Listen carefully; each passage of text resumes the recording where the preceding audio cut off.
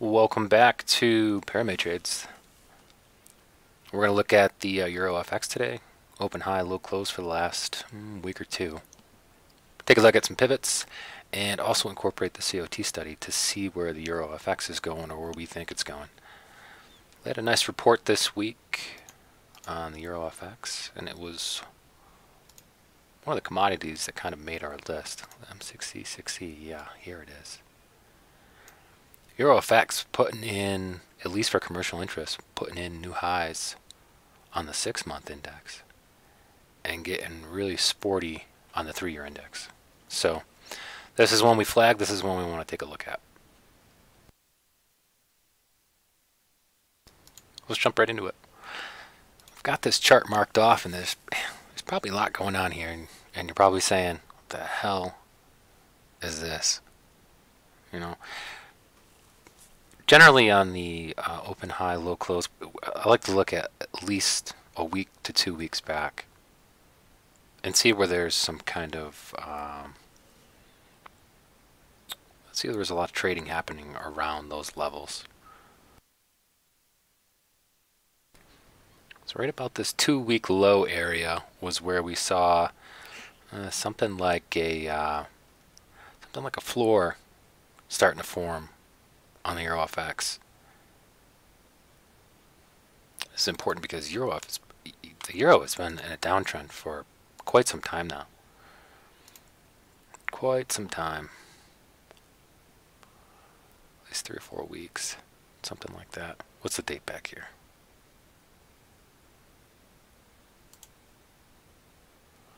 Yeah, back in January, huh? So if you caught that signal and you rode that one down, that was a doozy. But are we forming some kind of bottom here? I mean, we haven't really had much in the way of pivots for the FX. It's just been losing support along the way at every turn. At every area where the bulls look like they might have been defending, just eventually caved. It doesn't look like it took too long either, so a little bit of build up here and a break, build up and a break, build up and a break. Concerted, bounce play here, but they couldn't defend it. And then just losing, build up, break. And here's this range here again, build up and break.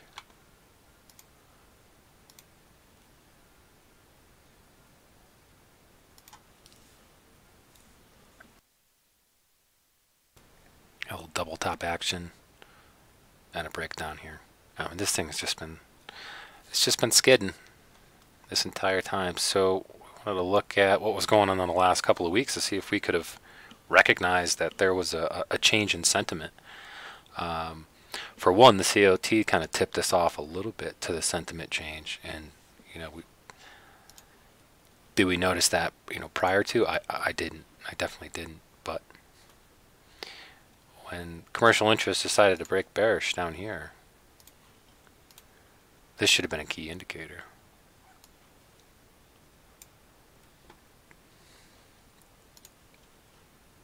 Let's do that again. It wasn't very clean.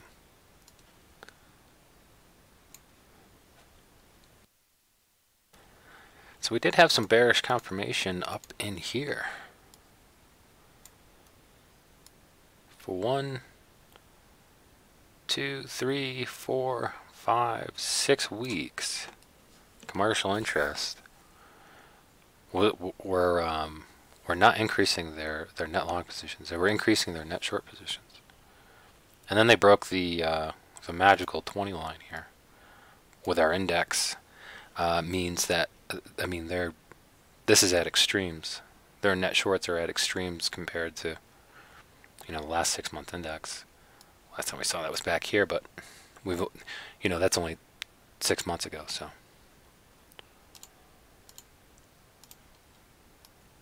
increased their buying back here, broke the 8%. What happened? Market had a tendency to move up a little bit when these guys start to increase their positions. So the market didn't move up. Are they responsible for it, or are they just on the right side of the trade? That's hindsight there. I have commercial interest here. Looks like they took a nosedive. Up over 80, down to just above 20. I mean, that's considerable market sentiment change when they're closing out contracts that heavily.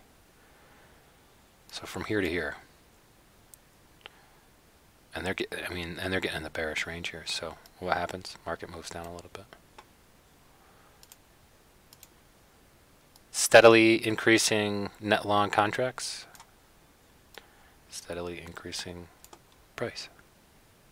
And they got an early start too. They see it move down. They think rally.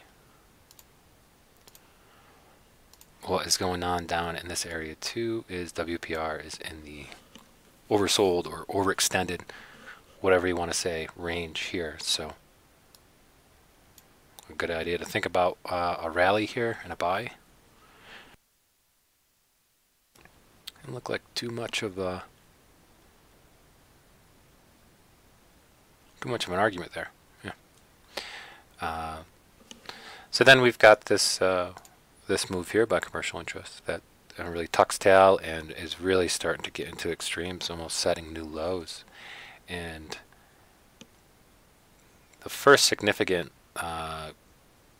change was right in about this area. So this is when it really started to tuck and go the other way.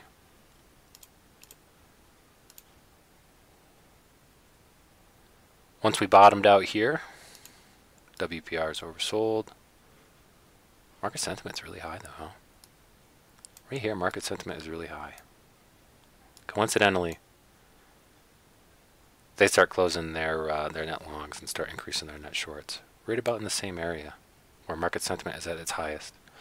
When it's at its highest, think short. When it's at its lowest, think rally. And what happens? It's amazing how that works. I mean, maybe I'm just making this stuff up, but market sentiment's low. The WPR is pretty low down up in here. And comms are on the 3-year are pretty bullish back in here anyway. We can't see the data, prior to a year ago, but on the 3-year index, they're still in bullish territory. Think rally, right? Market sentiment low. Think rally. Oversold. Sentiment. Comms are bullish. Look for a nice little pivot right here. So that wasn't bad. It was a pretty decent pivot. Decent fractal. I've seen better. But you see better fractals that don't materialize really into much either. But it's a nice confirmation. I mean, this is a decent fractal. This didn't trade up through it, but the next candle did. So, fractal market sentiment change, but it wasn't until this candle that took out the previous candle high. Again, nice pivot here. And then defended by the bulls. So this low looks like it was defended pretty well. And they escaped up, gapped up a little bit on that day. Well, where are we right now with commercial interest? Comms are blazing right now. And I think your average true range ATR is somewhere up here. It's pretty close. We'll turn it on in a second here. But this is very interesting. We've got both indexes on the same side of the fence. Well up over 80. Setting new highs on the 6-month index. And, I mean, they've been right along. They've been bullish right along, and there's probably good reason for that because the Euro FX has been getting absolutely destroyed for some time now. But we've got declining market sentiment, WPR oversold, and this doesn't really help our case. Either does or doesn't. Usually you like to see high open interest in bearishness, and that's where you really look for a short. But we never got that diminishing open interest on the FX. And I really looked at this in terms of diminishing open interest and let's see, at least on the euro.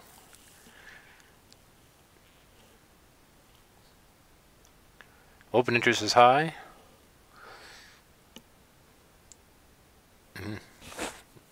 Maybe these are shorts, you know, closed now. We don't know. I think we want to be on the same side as, you know, the bulls want to be on the same side as panic shorts starting to close out, and then ignition. We get, you know, off to the races here. I have a tendency to think that these guys know where the direction of the market is going to go. If this has anything to say about it. Or this. Or this move right here. And you do notice that sometimes it's a little bit laggard, you know, but they get a head start. They look like they were getting a head start here. Consistent long positions, or net long positions over net short. So where does that leave us now? You know, declining sentiment. This could turn the other way, and it could turn in a hurry. So let's just get back to the open, the high, the low, and the close for the week. Talk about a couple of things that I might have recognized in this chart. It might be easier to just draw all over this like I usually do here. I have a tendency to look for the same things for bottoms, or for sentiment change, or for reversals. Look like we had a nice floor here that was defended rather well by the bulls quite consistently. And then even this pivot here, you know, was defended rather well. And did we get a build up here? And a nice defense on that candle?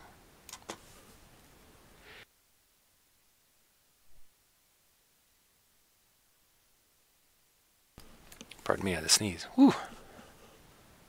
Did we get a nice build up and a nice defensive candle? And did that bring the bulls on board?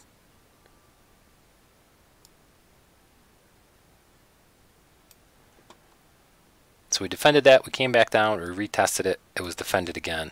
Was that right there the money maker? Was this the swing pivot that we were looking for? Right here.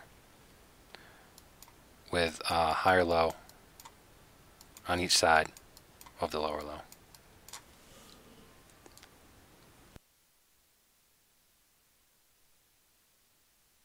I have a sneezing fit over here. Woo! Was that what we were looking for? Oh, it's generally what I look for in, you know, reversal sentiment. Yeah, is this the type of reversal we're looking for here? Can we argue that we had maybe a high going on in here? You could, up until the point, I think, in which this area was defended really well. And then, I mean, obviously, once we blast past this pivot, then, you know, cat's out of the bag. This was a proper reversal. But did we know that here? Did we not, you know, we didn't jump on board with this impulse, but when it came back down and we saw this nice defense going on up in here, did that bring a bunch of bulls into the party? Quite possible. Seems like it. I mean, hindsight's 20/20, right? I mean, yeah, it looks good when you chart it afterwards, but, and I think that's why we're taking a look at this today to see, you know, where are we going to be a buyer if we think that this is going to turn?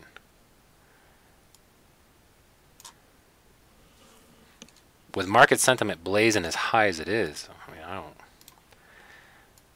I don't think you're a buyer up here. Well, this is up pretty high. People are really excited about this right now. We peter down, get another impulse up, and then come back down. We are going to get into that discussion right now.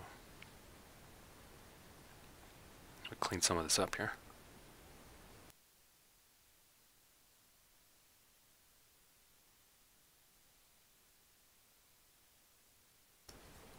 So it's comms as bullish as they are.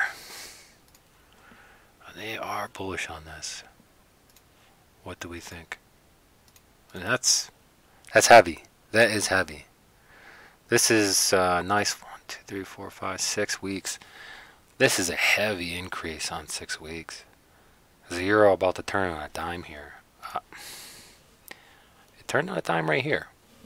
But how high can it go? Might be ready to pop. So one thing I was looking at just before this started was this rising sentiment here, but declining price. Is that an indicator? Well, of course it's a friggin' indicator. I mean, there's no explanation on it, market sentiment. I'd like to know where they get their numbers from, but I don't think they have that on the TOS Learning Center. It's just not there.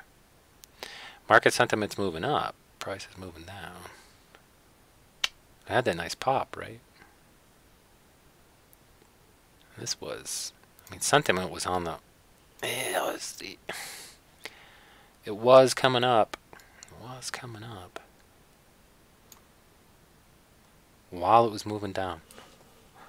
Very interesting. I mean, I haven't really unraveled the total mystery behind market sentiment on the 15-minute chart. On the daily, it looks wonderful.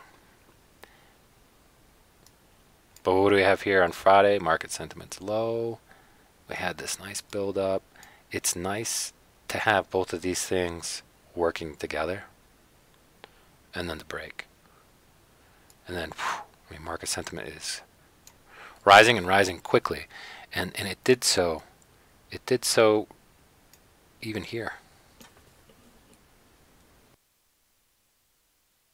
There was a lot of excitement going on right up in here. And then we moved up nicely. And then we got the report out and we found out that commercial interest has actually set up a new high for the last 6 months. And it's blazing over on the 3-year index. So what we got here is just a simple 75 moving average.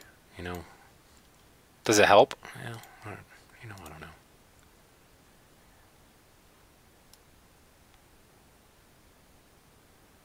Maybe sometimes, you know, but I don't hold a lot of stock in that. But when we see this crisscross and price action across this moving average, well, something's going on, right?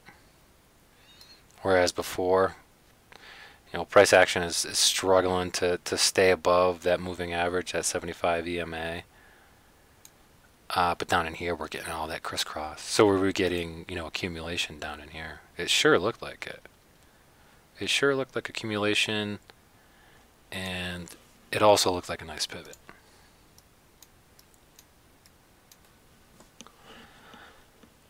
So now moving forward, what do we have here? So we got this pivot high that we're working with. Last week's high, which you know, there was a lot of little bit of distribution going on up around here, and then it was lost. I have a tendency to think, you know, with the amount of touches that was going on here, flipped to resistance, this looks like a floor test that, you know, a well-known support area that would have to come back, or even in this 15-minute technical test. And then here's that, you know, here's that 75 EMA moving up. Where's the golden area here where this might be a good place to buy? So, you know, market sentiment comes down and they pop up again. We do see double peaks on occasion with market sentiment. And with the amount of euphoria that's going on right now for the FX, maybe we're in that territory.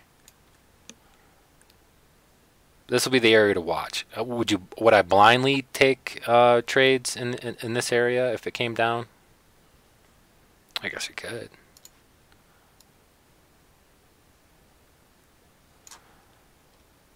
But I would watch these. This got to be a good test right here. This has got to be a good first test. Maybe you stagger a couple of bids in here. You know, between the 2-week low, 2 weeks ago low, and this 15 technical test. But these seem rather important to me. Just with the amount of touches that they're, you know, right up in this area.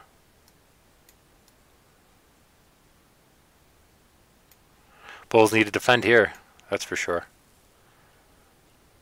It would be nice if they defended this, but we blasted straight through this. They're definitely going to test that. Definitely going to test this 15 technical.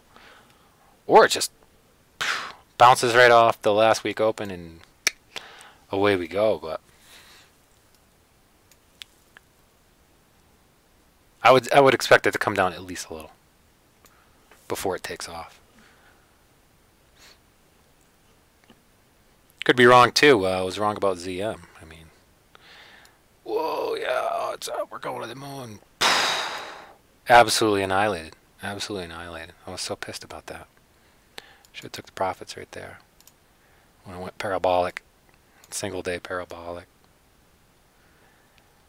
But lower prices. So, and they're really bullish on ZM still, so commercials are anyway. Alright, let's wrap this up here. I'm not making any calls. I'm not an advisor. I'm just, you know,